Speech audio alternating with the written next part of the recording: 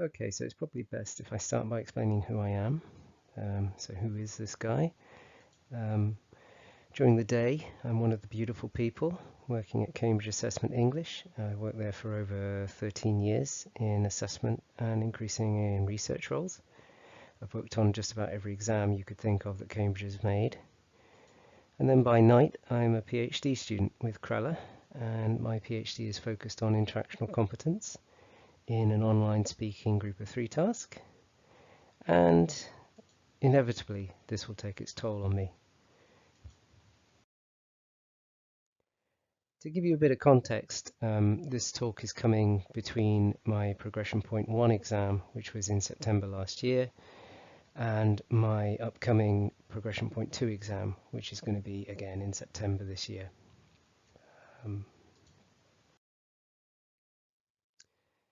Before we go any further, I would like to get you to do something. So rather than put this in the chat, I'd like you just to write it on a piece of paper or make a mental note. I'd like you to look at line 3, which is Alice's turn here. This is taken from a B1 preliminary for schools speaking test. This is from the part 4. We'll have a quick listen as well. And what I'd like you to do is just think about how you would describe, how you would categorize this example of test taker talk. What's the best present you've ever had? Sorry, can you repeat? What's the best present you've ever had? Okay, so just on a piece of paper or on your hand, just write down what you would categorize that is. So for example, if you've used functional checklist before, how would you categorize it using that? Okay, and we'll come back to that later. So just to explain the main focus of the presentation today, I thought it would be useful for people who are kind of in the same boat as me doing a PhD, or it might be useful more generally to talk about the changes that have occurred since my Progression Point 1 up until now in terms of me developing a methodology for my research and refining the focus of the activity. And I think the thing that I'd like to highlight here is that in my experience, these have kind of worked in tandem. So it's not like the research questions haven't changed. The research questions have changed, and I'll point out at the end how they have changed. But it's because they have to mesh obviously with the methodology that I've adopted as well. So just to give you a bit of info, this is what my original research questions were to begin with. There are 4 of them, and they deal with different aspects of things I was interested in looking at, having done an initial review of the literature. You can see the first one is perhaps the most important, which is looking at the features of talk listed in an online task versus a control task, which was a face-to-face task, a B2 first speaking part 3 discussion task. RQ2, does task type have an effect on candidate performances in terms of IC scores? It's kind of a non-question, but you live and learn. RQ3, how do candidates feel about an online unmediated task experience with no examiner presence? This is because there was some touchstones for this in the literature already. There were various researchers who'd looked at online testing anxiety or a perception of not being able to communicate properly. So it was I thought it was something useful to look at. And also, what features of the interaction do examiners observe in the talk?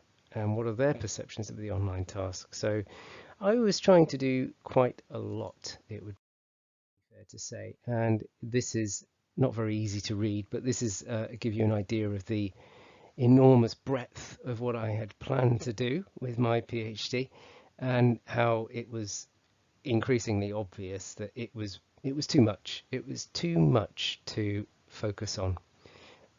You've got candidate surveys, you've got post-task surveys, you've got interviews with candidates, semi-structured interviews, you've got examiner marking of samples, which involves both the sort of organizational aspects of that, but also the facets analysis that would then go on in the background. And then you've got the examiner verbal protocols, which in itself is a very intensive and quite time-consuming bit of research on its own. I mean, people have done entire PhDs just on the examiner verbal protocols side of it, so it was clearly sort of overly ambitious.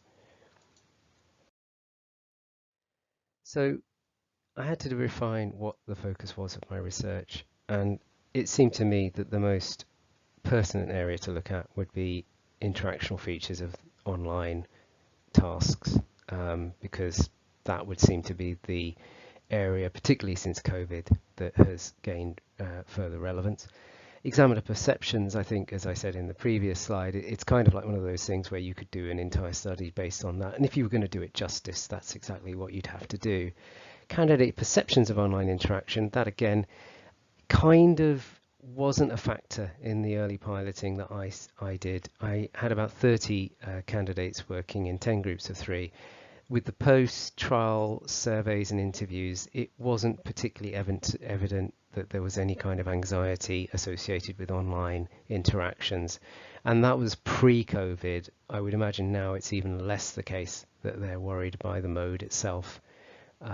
So in essence, it was a case of removing these 2 factors and focusing on the online interaction aspect of this, because it's better to do one thing in more detail than to do 3 things in a sort of superficial way.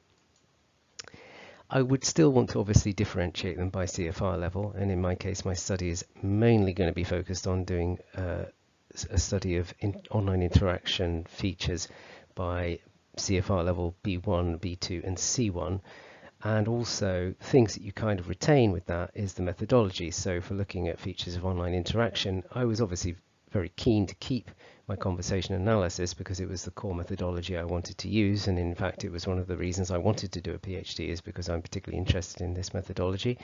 And also for the differentiation of candidates, I needed a robust way to do that, and the best way to do that is something like facets/MFRM. Yeah, so I knew what things I wanted to include and why, and there were some other aspects to consider. Given the outbreak of COVID, it was becoming increasingly unlikely I'd ever have the chance to do a face-to-face control task, and arguably this was less useful. The piloting was interesting because it did provide a contrast with the online task, but ultimately it wasn't telling us anything new about the B2 first discussion task that hasn't already been explored, so it wasn't really as valuable to retain it. It was also quite clear there was limited candidate time, and that was increasingly the case with COVID. Even online, it was going to get more difficult to get people together for short trialing. And also the platform that the online task I was using had been developed on wasn't so stable after a time because it wasn't updated progressively, so it gradually became less and less stable. And so I've ended up using a kind of Zoom equivalent, which gets as close as possible to the experience of doing it via a kind of completely unmediated, i.e. no examiner platform. So if the focus is on interactional features, then I need a framework, right? I need a framework which will identify these features, which is firstly derived from CA research insights, because that is the methodology that I've adopted throughout, and it provides a wealth of insights from its long history. I need a framework which is broadly operationalizable across different learner groups, and in this case it's the 3 CFR level range, B1 to C1, that I mentioned.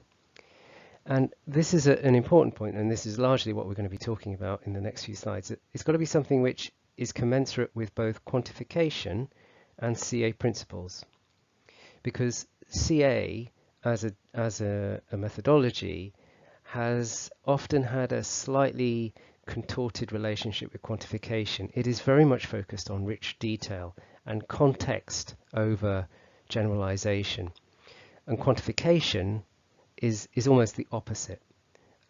So there's a bit of an inherent tension there. But in the case of my study, it's kind of important to do the quantification because it's great to pick out very rich detail of what people are doing in, say, a B1 typical interactional context versus a C1 one. But if you don't get that quantification in somehow, you don't then get an overarching picture of what's happening. You're only ever in the context of a particular example of somebody.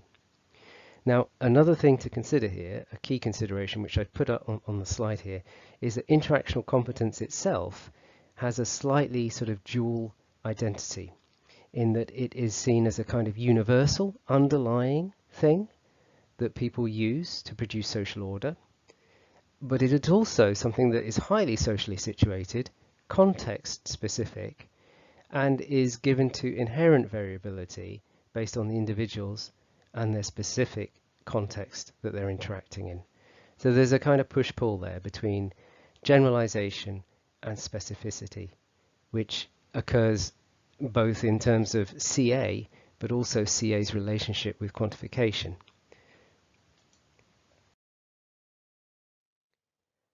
So a key question is how you resolve this tension, and Waring proposes a potential solution in that you are looking for patterns in observable talk and conduct, that you are moving from an idea of competence to the idea of practices, interactional practices.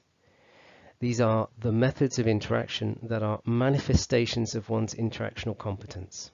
So what we're looking for here is what she talks about when she says that there is an observable artifact, meaning there is something that you are saying in your talk, which is actually an observable object that shows you have some interactional competence.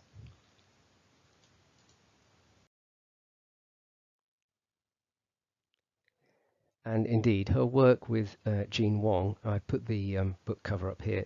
They have basically, I think it was 2010 originally, they have produced a guide for ESL, EFL teachers, which tries to explain conversation analytic insights in a way that is very user-friendly, very accessible. And each categorization has its own gloss and examples provided along with supporting text. One of the key things that's interesting here is that they have a model of interactional practices that underlies all of it. And you can see here on the right, there's a diagram. So basically, you've got turn-taking practices at the bottom, you've got sequencing practices above that, and you've got overall structuring practices above that. And then alongside that, you've got repair practices, which kind of blur from turn-taking into sequencing practices. So what are these things? What do they mean? So here we can see them defined. You can see that there's a sort of general gloss for all of them. And if we look at one in particular, turn-taking, which is often something that's touched upon in the IC literature, it's often touched upon, but it's not necessarily specified in any more detail than that. So here is an example. So you've got turn-taking practices, which according to the Wong and Waring framework of interactional practices, it refers to ways of constructing and allocating a turn. Yeah, that's pretty standard. But they then go on to provide lots of detail in terms of what you can define things as, how you can categorize things. So if we're looking at only turn-taking practices, and in this case, these examples are turn constructional unit end practices. So these are things that people do at the end of an utterance, specifically to extend speakership. So this is a very, very specific area of what people do when they talk in interaction. So for example, you can see the third bullet down is a rush through. So this is where somebody reaches a possible completion of their speaking turn, and then they speed up in order to maintain their speakership.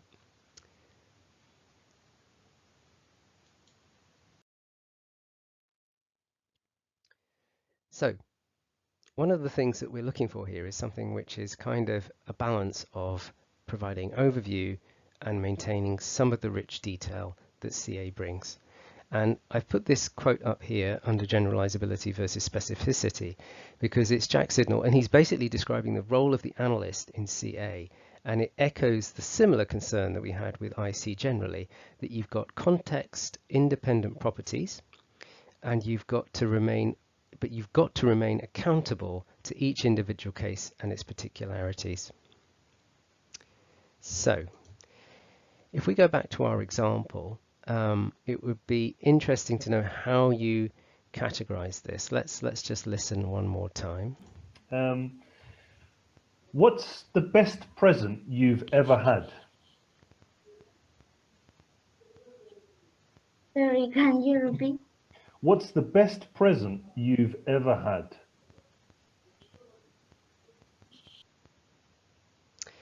Now, if you had used the checklist, the kind of functional checklist that people often do use for test comparability studies and things, you more than likely would have classed this as asking for repetition, possibly asking for clarification, but she explicitly asks, can you repeat? So for me, that would be a complete asking for repetition.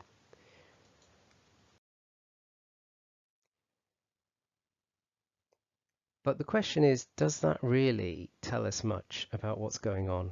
All it tells us is that somebody asked for repetition of something, right? It doesn't ask us what, it doesn't tell us why repetition is being asked for. So it doesn't tell us where the trouble source is, i.e. the cause. It doesn't tell us who is initiating the repair on what. Are they initiating a repair on their own words or someone else's? How are they initiating the repair? Is it something that comes abruptly, or is it something that's softened in some way? And are they doing it in a way that maintains a sense of social solidarity, in the sense of you have to maintain a level of affiliation if you're going to be interactionally competent to some degree? Are they doing that? What we can see with this particular instance is that Alice she says sorry, yeah? So there's a repair preface, as it's described in the interactional practices framework. And then it is an other initiated self-repair. So this is a repair on someone else's turn, but it's initiated by an other. So it kind of tells us more. It tells us about how the repair is initiated. It tells us that there's something prefacing the repair, which actually makes the repair easier to achieve. And it's also maintaining a sense of affiliation.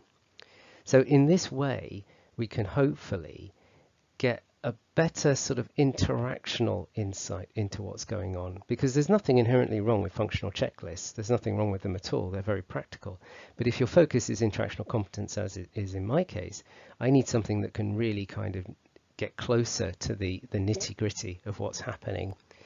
And it's worth noting that this generalizability versus specificity tension is also partly resolved by the software that you can use now. So for example, these transcripts can be coded within MaxQDA or NVivo, and we can check at a glance all of the instances, the collections of repair prefaces, for example, and then you can see if there's a difference in repair prefacing from B1 as here versus how someone might do it at C1, for example. So it's a useful way to go forwards, I feel. And I mentioned before that there's often been a sort of tension between CA, which is focused on single cases, and CA's, which is analysis, which is focused more on collections. And there's been an ongoing debate within the field for years, since its very beginnings actually, as to how you can justify quantification, etc., when really what you should be looking for is emic insights from the individual instances themselves. And I like this quote from Tanya Stivers, because it really does point out the sort of approach that I'm adopting, for better or worse, which is that what you're looking for is not necessarily the uniqueness of each snowflake of data, as she puts it, but the properties that these snowflakes share. So what we're looking for are the underlying interactional properties that these things share. And then you're looking at the broad patterning of those properties in the data sets. And that is exactly the kind of thing that I think can help inform language testing research on interactional competence, particularly because it will allow us, with the software packages, etc., that I've already mentioned, it will allow us to gain a much greater insight into this in a sort of cross-sectional and possibly even longitudinal basis as well, if it was applied elsewhere.